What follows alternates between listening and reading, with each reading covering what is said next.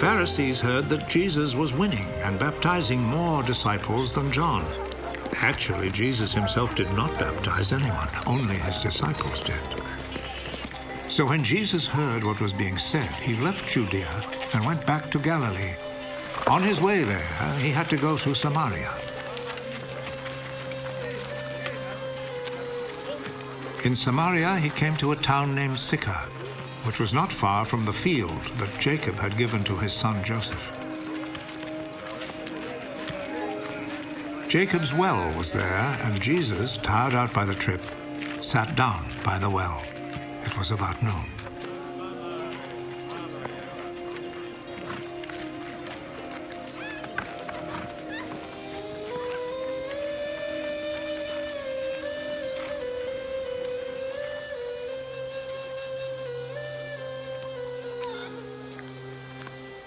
A Samaritan woman came to draw some water.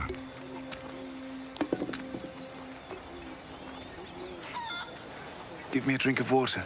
His disciples had gone into town to buy food.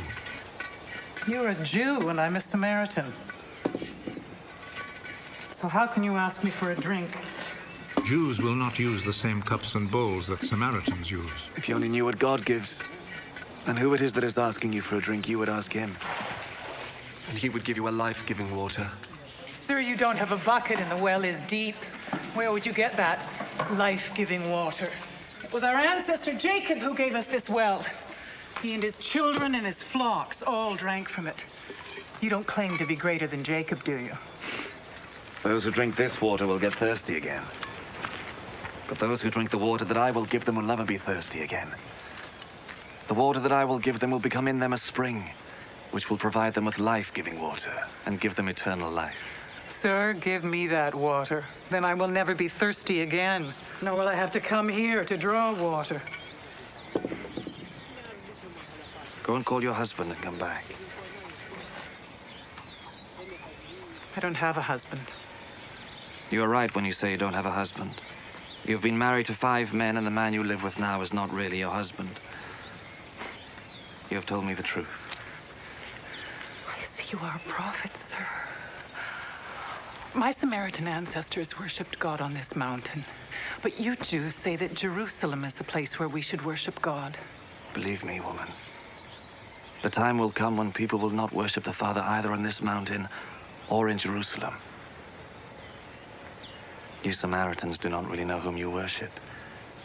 But we Jews know whom we worship because it is from the Jews that salvation comes. But the time is coming. And is already here. When by the power of God's Spirit, people will worship the Father as he really is, offering him the true worship that he wants. God is Spirit. And only by the power of his Spirit can people worship him as he really is.